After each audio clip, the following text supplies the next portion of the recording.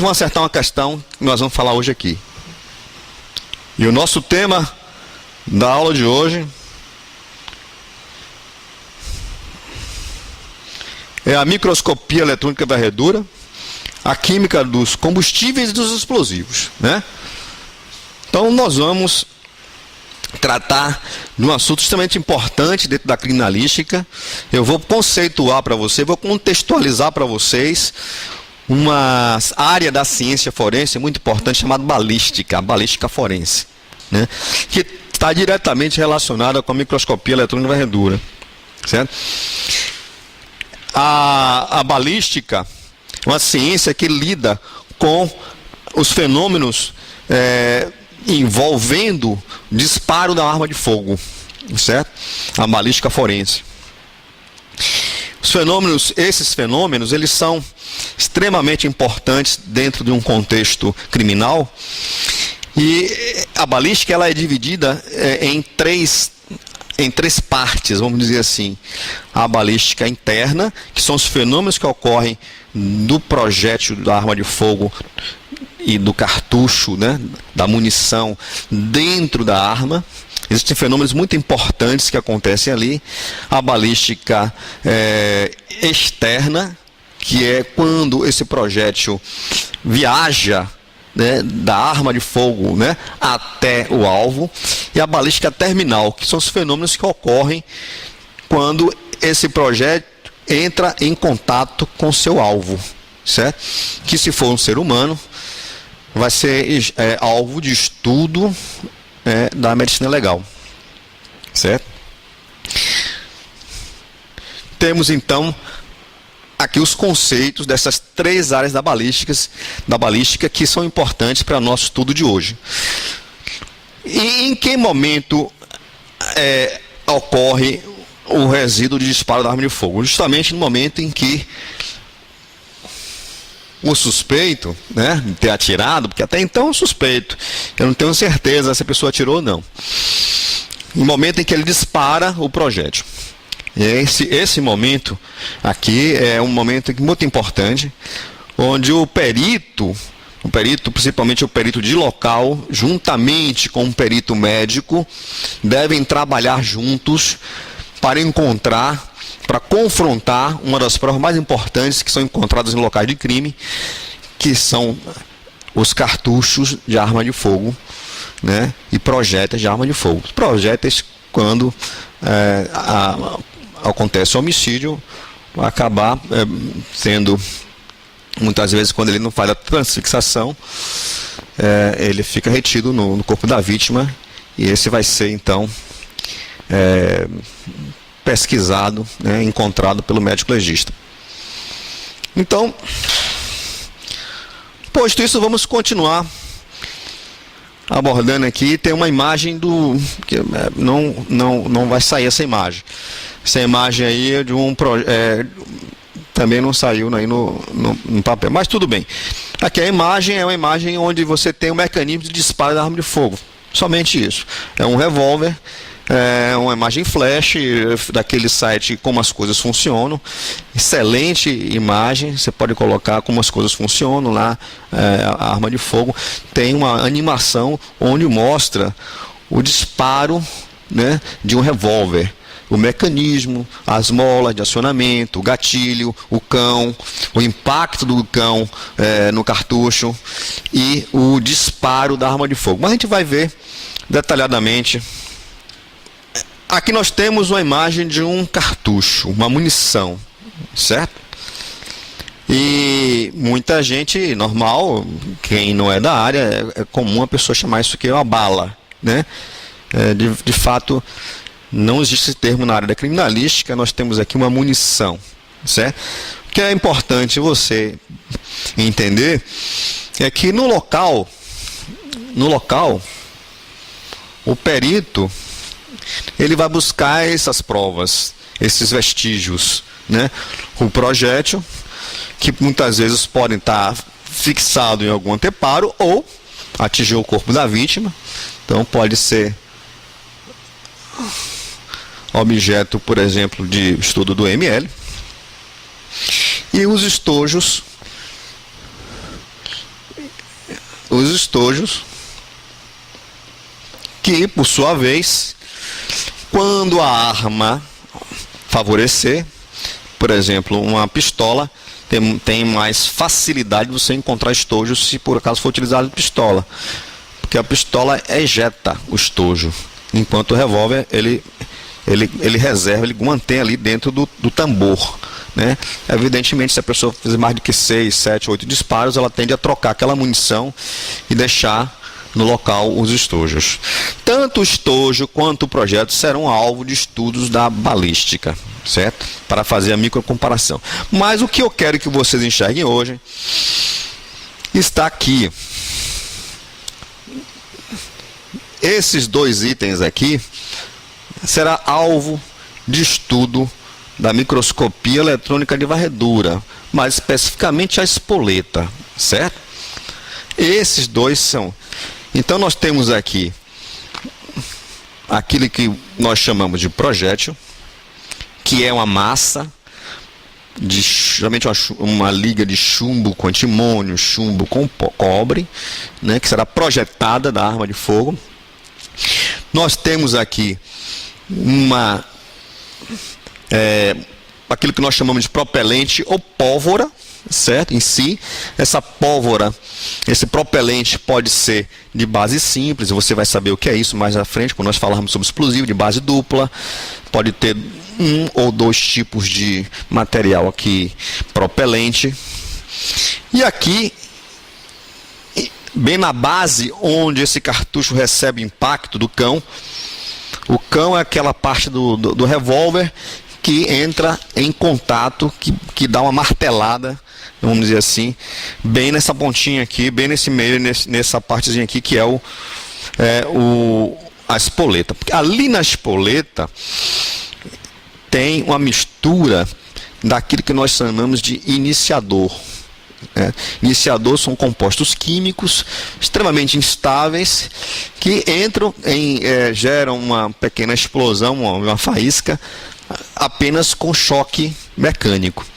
Então essa faísca irá provocar a queima, a combustão dessa pólvora que está na base do projétil. Então essa pólvora não explode. Essa pólvora, ela queima. Ela é um propelente, certo? Não há uma explosão aqui dentro dessa pólvora. Isso é importante quando vocês estudarem um pouco mais de explosivos, saberem diferenciar entre explosão, deflagração, detonação, que pode ser uma questão que cobre, como tem uma questão que eu vou mostrar para vocês. Bom, feito isso, aqui tem mais os passos aqui aqui como não tive aquela imagem, eu vou aproveitar e mostrar aqui o cão, né? A parte do revólver que entra em contato com esse pequeno recipiente aqui, que a gente chama de espoleta. Aqui contém então aquelas substâncias químicas chamadas iniciadores, que são objeto de estudo da microscopia eletrônica de varredura, certo? Que é o chumbo, o bário e o antimônio. São esses três elementos químicos, metais, que vão formar uma partícula e serão objeto de estudo da microscopia eletrônica de varredura. Tá? A gente vai ver isso detalhadamente. E aqui também tem uma imagem interessante para que vocês possam compreender como é que funciona um pouco daquilo que nós chamamos de confronto balístico, uma prova importante dentro da criminalística, para determinar o autor, a autoria, né, de um disparo de arma de fogo, que é a questão das marcas que são deixadas no projéteis. Marcas, por sua vez, que são formadas graças a algumas ranhuras que existem dentro de algumas armas, né? Armas de cano curto, elas têm ranhuras em forma helicoidal, que pode ter um sentido dextrógeno para a direita ou levógeno para a esquerda, depende da arma. Mas essas ranhuras aqui, são para armas de canos curtos. Você pode observar, por exemplo, que uma arma de cano comprido, espingarda, não tem ranhura. São ditas de alma lisa. A alma é o interno do cano da arma, certo? Essas ranhuras, elas têm uma finalidade de dar uma estabilidade do projétil, para o projétil. No momento que ele vai viajar, no momento que ele é disparado, essas ranhuras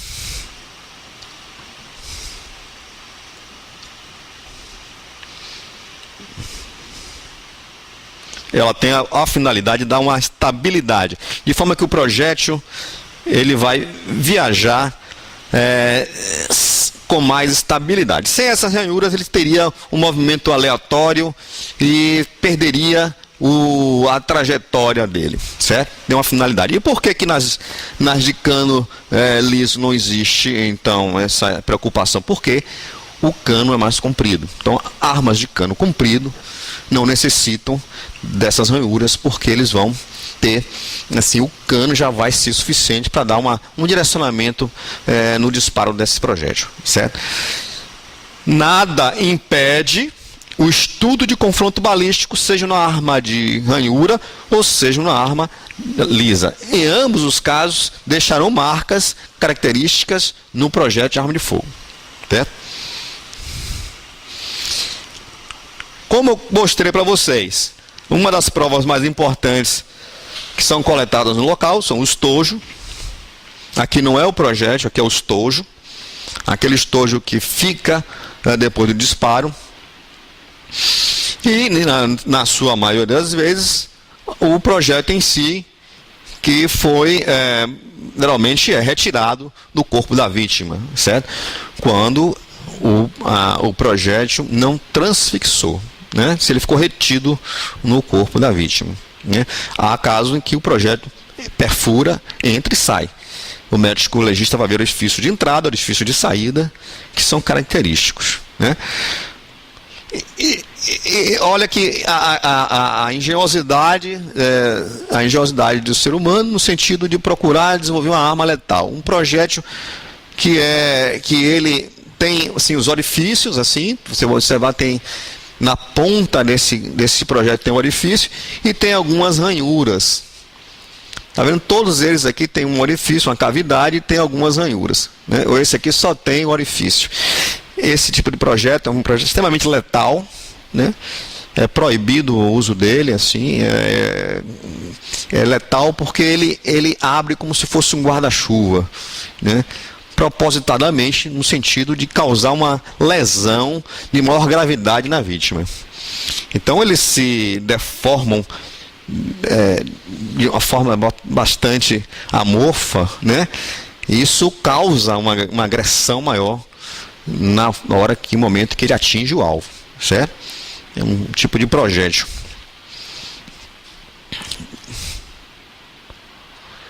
Assim, então você tem aqui do lado esquerdo um projétil deformado que foi encontrado provavelmente no corpo de uma vítima. Aqui do lado direito você tem cartuchos.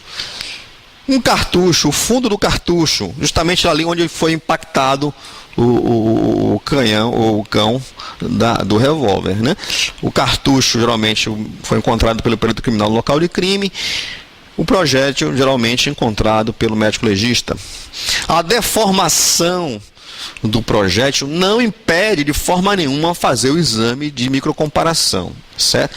Mas basicamente o perito que trabalha na seção de balística, ao receber uma arma suspeita de ser utilizada no local de crime, imediatamente ele vai produzir um padrão. Vai produzir um padrão com a munição, com o mesmo tipo de munição que ele está querendo pesquisar. Mesmo tipo de munição. Ele produz um padrão, ele faz um disparo. Dentro das nossas instalações tem uma área reservada para isso, um tanque de água, um tanque de algodão, uma caixa de algodão, onde ele faz o disparo para recuperar o projétil padrão. Depois ele pega esse projétil padrão, tanto o projétil quanto o estojo, ele recupera e faz então, através de uma microscopia óptica, através de um sistema que é todo integrado para você criar banco de dados de imagens e fazer essas comparações, Através desse sistema, ele coleta as imagens e compara, e faz as comparações de ranhuras. Então nada impede, por exemplo, que um projétil, mesmo deformado, apresente pelo menos uma área. Aqui do lado, desse lado tem o meu padrão, e aqui eu tenho o suspeito. Aqui tem uma linha dividindo, que é justamente a comparação de um projétil padrão com um projétil suspeito. E você vai ver que é possível observar linhas coincidentes. Claro, isso não está somente dependendo da observação do olho humano. Esse equipamento é um equipamento sofisticado que usa cálculos matemáticos, equações complexas, e lhe dá um resultado para dar uma ideia para você de quanto está confrontando aquele padrão com a sua amostra suspeita. Esse sistema é integrado, chamado IBIS. Então, eu já quero que vocês respondam uma questão relacionada a isso. Essa vai lhe dar uma boa ideia. Não é exatamente isso que eu quero de vocês hoje. Eu quero de vocês é o microscopia eletrônica de varredura, mas está ajudando a você entender, está ajudando a você a contextualizar e você atingir o objetivo. Peguei questões de um alto nível. Peguei questões de alto nível para você entender o funcionamento disso. Se você responder essas questões, eu garanto a vocês que vocês vão conseguir acertar a questão da prova. Porque essa questão faz parte de um concurso, fizeram parte de um concurso para pesquisador do Inmetro, né? Na área, por exemplo, de aplicada à ciência forense. Uma prova que exige um grau de conhecimento técnico elevado, certo? Então vamos... Se talvez tenha alguma assertiva que fique um pouco complicada para você, não importa. Analise a questão, analise junto comigo, pelo menos a assertiva verdadeira, e veja como você vai estar confortável para você definir a questão. Me dê licença um minutinho. Vou abrir aqui o meu iPad.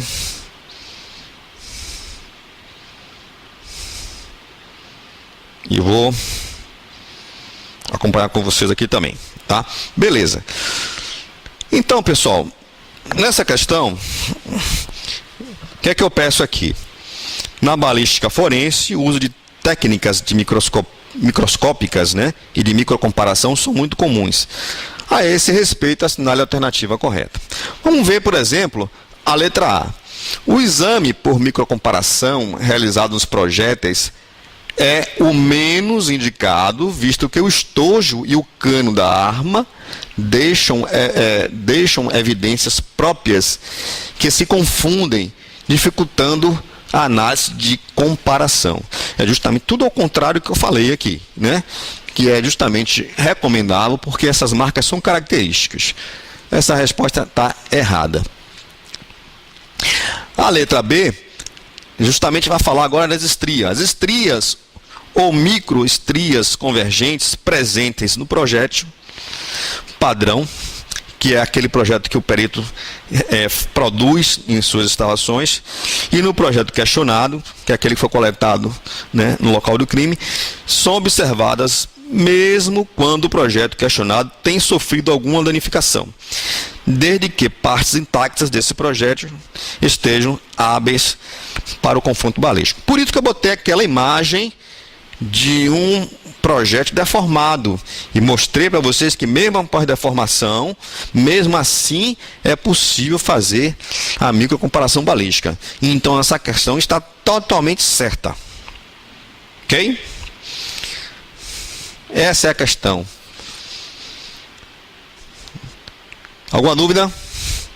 Interessante essa questão. Por isso que eu mostrei aquele projeto já deformado, para mostrar para vocês que você na prática você vai encontrar projetos deformados. Ninguém vai encontrar um projeto intacto na prática. Vai encontrar ele todo deformado. Mas existem regiões em que é possível serem preservadas, se forem preservadas do projeto questionado, com o seu padrão. O seu padrão geralmente é mais íntegro, né? O seu padrão está mais íntegro, é coletado num tanque de água, coletado na caixa de algodão, né? Então ele não sofre impactos, porém, ele dá para você condições de analisar um projeto questionado, desde quando algumas regiões do projeto serão ainda preservadas, né? Não precisa que seja todo preservado. Bom, mas vamos ler as outras assertivas, que elas são interessantes também para a nossa compreensão. As letra C, né? As microestruturas observadas em 2 projetos expelidos pela mesma arma em dias diferentes são sempre iguais. Não é. Não é verdade. As microestruturas, né, elas não vão ser sempre exatamente iguais. Elas vão ter um match de coincidência. Se essa coincidência foi bastante elevada, você tem condições de fazer afirmações. Mas dizer que elas vão ser sempre iguais, não dá para dizer, né? Portanto, essa questão fugiu da verdade. A letra D. A comparação microscópica de projéteis é realizada por meio da identificação dos elementos característicos e próprios do raiamento de cada arma. Perfeito, até agora está beleza. As armas que não têm raias nos seus canos não deixam marcas em seus projéteis, o que torna a identificação inviável. Por isso que eu coloquei aquele cano de raia lisa, de alma lisa, aquele cano de espingarda, que eu mostrei para vocês, e falei que mesmo tendo um cano de espingarda, você tem condições de fazer o exame de comparação, certo? Não são exatamente aquelas raias, mas são as ranhuras da própria produção do cano que são características. Se aquele cano vai ser fresado no equipamento, vai deixar alguma marca, né? Por mais que seja lisa, né? Não é o suficientemente liso a ponto de não deixar nenhuma marca, certo? Portanto, essa afirmativa também foge da verdade. E letra E, o exame microcomparativo dos estojos é de pouca valia, pois armas diferentes produzem marcas diferentes nos estojos, não permitindo assim identificação e correlação entre arma e estojo. De novo, foge da verdade, inclusive eu fiz questão de mostrar para vocês a participação do perito criminal no local, onde ele faz a coleta dos estojos, que também é um elemento de prova da balística forense, juntamente com o projeto que é coletado no anteparo, no alvo que foi atingido. Okay? Então, já tivemos uma boa compreensão na balística, e vai ser muito bom para a gente compreender os fenômenos relacionados à geração dos resíduos de disparo de arma de fogo, né? Volta a vocês a imagem aqui de uma munição, de um cartucho, para mostrar para vocês agora a composição do que tem dentro desse cartucho. Eu já tinha falado para vocês da importância que tem a pólvora, que é o elemento propelente. Aqui eu tenho geralmente nitrocelulose, ou nitroglicerina, ou a mistura de ambos. São pólvoras de base simples, quando só tem um componente. Pólvora de base dupla, quando tem 2 componentes. De base tripla é mais difícil encontrar, mas existe a possibilidade de ter até pólvora de base tripla, certo? E o grande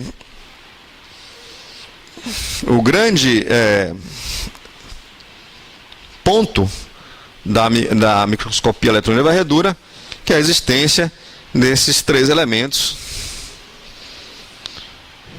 da espoleta, que são explosivos iniciadores, são explosivos extremamente instáveis, sensíveis ao impacto, né?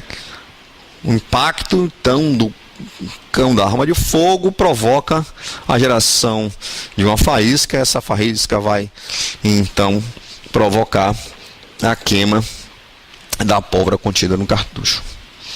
Então, isso é que é importante. Essa composição aqui pode mudar, às vezes, de fabricante para fabricante, né? Mas, fundamentalmente, é composta por chumbo e bário antimônio. São os 3 metais, são alvo da pesquisa. De fato, isso aqui é um vídeo, mas também não vai ser gerado esse vídeo, mas é fácil de encontrar na internet. Se você quiser, você procura na internet, é muito fácil de você encontrar esse vídeo no YouTube. O movimento desse vídeo é o movimento de uma pistola disparando e da projeção dos resíduos pelos orifícios dessa arma de fogo, para vocês terem uma ideia da quantidade de gases que são produzidos com o disparo e o efeito da deposição dessas partículas, essas partículas que são provenientes do disparo de arma de fogo, as partículas que não são só apenas de chumbo, bário e antimônio, mas também são partículas que são provenientes da pólvora que está queimando, né? São provenientes do atrito do projétil com o cano da arma de fogo, né? Então você tem ali ferro, por exemplo. Você tem várias partículas que fazem parte daquele conjunto no momento do disparo. Eu quero mostrar para vocês como era feito antes e como ainda é feito em muitos locais do Brasil e alguns locais, muitos locais inclusive do interior aqui da Bahia, certo? Vocês como perito do interior, encarando uma situação de coletar uma prova de um suspeito de ter cometido um disparo, você vai usar essa técnica aqui, tá? Hoje nós temos o microscópio eletrônico atendendo a região metropolitana, né? Mas que os casos são muito grandes, a demanda é muito alta e a ocupação do equipamento para cada análise dessa é muito alta, cerca de 8 horas para uma amostra. E como a gente recebe muito mais do que 4 amostras por dia, o equipamento não consegue atender as demandas do interior, né? Isso pensando na Bahia, mas pense no Brasil, porque nós somos um reflexo do que acontece no Brasil, né? Então, pensando nisso, a Secretaria de Segurança Nacional, Senasp, ela desenvolveu um projeto e comprou uma quantidade razoável de microscópios eletrônicos de varredura e vai implantar em várias unidades do Brasil esse microscópio eletrônico de varredura, porque só quem tem atualmente hoje o microscópio eletrônico de varredura é a Polícia Federal, a Polícia do Distrito Federal, São Paulo e Bahia. Só quem tem essa tecnologia hoje são esses 4, né? E para quem não sabe, o próprio Exército já tem também há muito tempo, já que o Exército trabalha com bastante munição, o Exército há muito tempo tem essa tecnologia. E o próximo passo da Secretaria Nacional é desenvolver justamente a aplicação dessa tecnologia em todos os estados, certo? Através da compra, da aquisição desses equipamentos, que são caros, por isso que a dificuldade. Mas até chegar lá, ou você no interior, você vai usar essa técnica um pouco ainda rudimentar, mas ela serve ainda como um elemento de prova, né? Que você irá procurar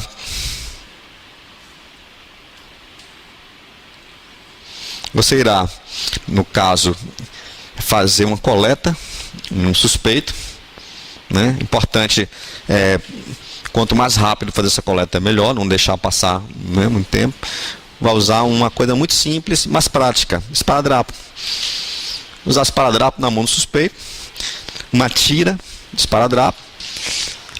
Esse esparadrapo será depois depositado sobre uma superfície de papel de filtro. Você vai fechar isso direitinho, vai documentar, vai colocar o mão direita, a mão esquerda, vai mandar para o nosso laboratório e eu vou usar essa técnica com uma solução de rodizonato de sódio, né, que é um composto orgânico que vai revelar para mim a presença de partículas de chumbo ou de bário, né, através de uma reação química de complexação. Geralmente, reações de complexação são alvos de concurso para nível nacional, específico para a área de química, né? Eu não preciso que você compreenda como funciona esse mecanismo, mas eu quero somente que você entenda que a partir do momento que eu utilizo uma solução de rodizonato, que eu controlo o pH daquela amostra que você mandou para mim, o esparadrapo aderido, né, a um papel de filtro, eu vou poder atestar se aquela amostra contém partículas de chumbo, né? Aqui seria a mão do suspeito, essas cor de vermelho seria a região provável onde estaria depositado os resíduos de disparo. Aqui uma foto demonstrando a coleta. Perceba aqui o perito com a luva, o esparadrapo sendo colocado em regiões da mão, o intuito de estar absorvendo ali resíduos daquele disparo. E posteriormente suportado sobre um papel de filtro. Aqui já está vermelho porque eu já apliquei o rodizonato e já revelou para mim aqui a presença do chumbo. Aqui estaria o esparadrapo no fundo, né? A tira de esparadrapo estaria aqui no fundo desse papel de filtro. Então, um colega presencial que quer fazer uma pergunta, eu acho legal, vamos ver o que ele quer saber. Gostei da pergunta aqui do colega. Me parece que você já trabalha na área, então. Não conheci, você é do que região?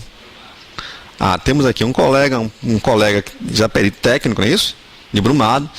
E, inclusive, ele vive isso, vivencia esse dia a dia, né? E está falando uma coisa interessante. E que é por isso, justamente eu vou pegar a pergunta dele, porque mostrar para você por isso que a gente está abandonando aos poucos esse tipo de exame. Que é justamente um suspeito que foi feito esse exame, né, e foi identificado o resíduo de chumbo no esparadrapo, que foi retirado da mão dele alguns resíduos.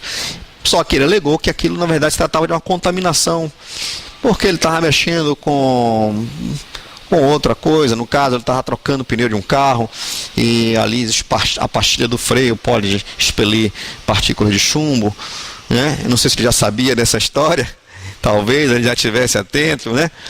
Mas esse tipo de exame pode dar um falso positivo, ok? É possível, sim. Por conta justamente disso, a tendência justamente das áreas de criminalística é evitar esse tipo de exame, por causa dos problemas causados devido à baixa de sensibilidade, principalmente na detecção desse tipo de chumbo. Esse chumbo veio da onde? Será que veio do disparo ou será que veio de uma outra fonte, né? Por conta disso, veio a microscopia eletrônica de varredura como a solução para isso. E essa aqui é a imagem, a foto do microscópio eletrônico de varredura que nós temos no nosso laboratório, certo? É justamente esse microscópio aqui. Justamente esse equipamento aqui. E nós vamos conhecer um pouco mais, uma parte importante aqui, uma coluna, o amostrador. Vamos conhecer como é que funciona esse equipamento. Super interessante, super moderno, né, que vai dar uma outra condição para a perícia forense brasileira. Eu tenho aqui uma questão de um concurso federal, que inclusive nós tratamos dessa questão quando nós falamos sobre espectroscopia de absorção atômica, mas tem um item dela, apesar do texto estar um pouco, né, alongado, mas tem uma pegadinha nessa prova que eu quero que vocês prestem atenção, porque todo esse esforço que nós vamos fazer aqui para transmitir para vocês esse conhecimento, não quero que vocês sejam pegos nessa pegadinha, certo? Bom, o texto, apesar de ser grande, ele não vai dar muita informação para o que a gente quer analisar. Mas vamos ler, porque acaba agregando alguma coisa. As técnicas tradicionalmente empregadas na análise de resíduo de disparo de arma de fogo incluem a espectroscopia de absorção atômica, a de emissão atômica e a microscopia eletrônica de varredura. Gente, estou falando aqui de um concurso federal. Não é a realidade dos centros criminalísticos regionais. Não é tradicionalmente isso aqui. Tradicionalmente, para a gente, são aquela técnica de via úmida com rolizonato de sódio, certo? Mas a Polícia Federal já vem utilizando essa técnica há mais tempo.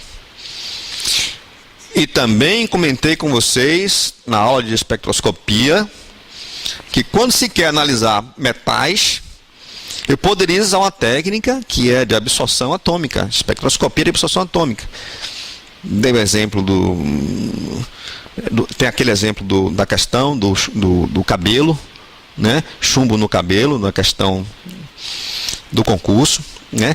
Falei sobre fragmentos de vidro que podem ser pesquisados metais em fragmentos de vidro para fazer comparação. E por que não os resíduos de disparo? Já que eu estou pesquisando metais, chumbo, bário, antimônio. Para isso eu teria que ter lâmpada de cátodo oco, uma lâmpada de cátodo oco de chumbo, né, emitindo uma radiação específica para pesquisar o chumbo, uma lâmpada de cátodo oco para o bário, para o antimônio, fazendo essas pesquisas na espectroscopia de absorção atômica. Só que eu comentei com vocês, e vocês lembram do trabalho que é manipular a espectroscopia de absorção atômica. O trabalho que é você preparar a amostra. Um trabalho relativamente cuidadoso, delicado, demanda tempo. E nós não temos esse tempo, não temos o luxo de ter esse tempo. Por isso que a microscopia eletrônica de varredura, apesar de demorar 8 horas, mas é muito mais rápido do que uma técnica de espectroscopia de absorção atômica que demora aí praticamente o dia todo. Já fazer uma análise. Mas é bom que a gente revisa um pouco da espectroscopia, né?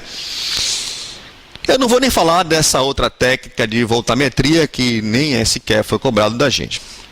Mas vamos, então, analisar a questão. Acerca das técnicas descritas no texto, julguem o item. A microscopia eletrônica de varredura é uma técnica espectroscópica que permite a obtenção de imagens do material particulado presente no resíduo de disparo de arma de fogo. Você já tem a resposta aí no material de vocês. Mas me digam sinceramente, vocês marcariam falso ou verdadeiro? Você teria uma tendência aqui muito forte de marcar verdadeiro nessa questão. A tendência é muito forte, porque ela descreve, né, justamente a finalidade da microscopia eletrônica de varredura, que é obter imagens do material particulado. O detalhe que eu quero que vocês levem para a prova de vocês é que se trata, melhor dizendo, não se trata de uma técnica espectroscópica. Nós não utilizaremos radiação eletromagnética. Não estou falando aqui, não vamos usar aqui radiação ultravioleta, a gente não vai usar aqui radiação infravermelho, a gente não vai usar aqui radiação no visível, nenhuma radiação eletromagnética aqui. Nós vamos usar feixes de elétrons. Elétrons vão ser os nossos, a nossa ferramenta para fazer, para gerar essa imagem, certo? Então, não se trata de microscopia óptica, não se trata de uma técnica espectroscópica que utiliza radiação eletromagnética. Entendeu isso? Elétron, entendeu essa diferença fundamental? Parabéns.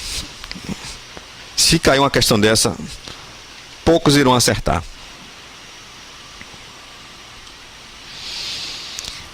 Por isso que eu coloquei esse slide, só para dar algumas informações para vocês a respeito, assim, de algumas, um dado aqui de aumento, né, e de resolução de alguns instrumentos utilizados na área de microscopia, comparando com o olho humano, né. Eu tenho alvo da comparação à microscopia óptica, que é capaz de distinguir uma resolução em torno de 0,5 micrômetros, né? Isso aqui, se eu não me engano, dá um aumento de 2.000 vezes, né? É o alcance máximo que eu posso atingir com o microscópio óptico.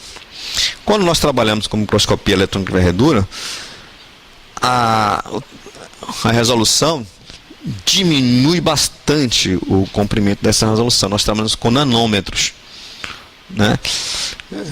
E isso é possível a gente atingir um aumento de 300.000 vezes na área da microscopia eletrônica de varredura, certo?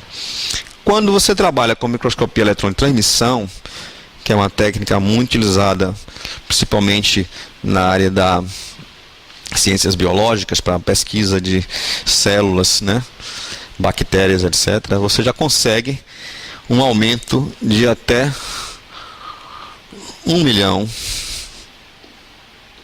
de vezes, né? São técnicas bastante poderosas que ajudam muito a ciência atualmente. Sem falar na de microscopia de força atômica, que já consegue um aumento do tamanho atômico, né? Do tamanho atômico. Aqui você enxerga átomos. Botou isso na cabeça? Aqui nós estamos trabalhando com luz visível, que é uma parte, né? É uma pequena parte da radiação eletromagnética. E aqui nós estamos trabalhando essas técnicas aqui. Nós trabalhamos com elétrons, certo? Elétrons, eles vão se propagar também na forma de uma onda e terá um comprimento de onda muito pequeno. Por isso que é possível a gente enxergar detalhes bem diminutos com o feixe de elétrons ao invés de um feixe de luz. Posto isso, eu só demonstro aqui um diagramazinho bem simples para você diferenciar